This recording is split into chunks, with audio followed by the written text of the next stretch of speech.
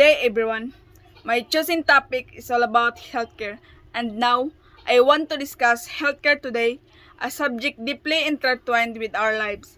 It goes beyond mere doctor visits, it's about our well being, security, and the chance to lead fulfilling, productive lives.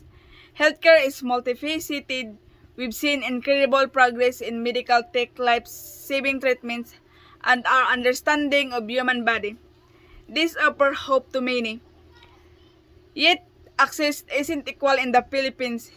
Healthcare disparities persist, socio-economic status, location, and insurance affect access to care, which is unacceptable. We must aim for an efficient and equitable system.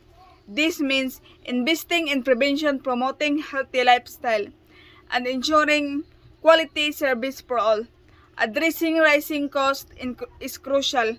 We need innovative solutions for affordability like negotiating drugs prices and streamlining processes.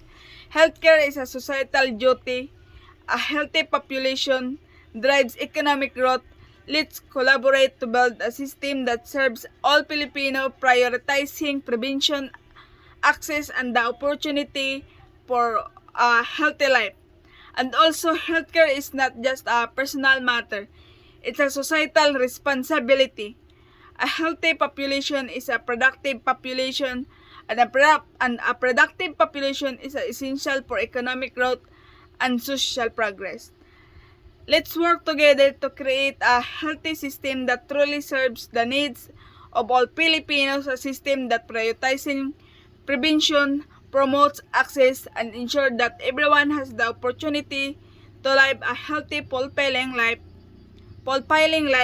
and thank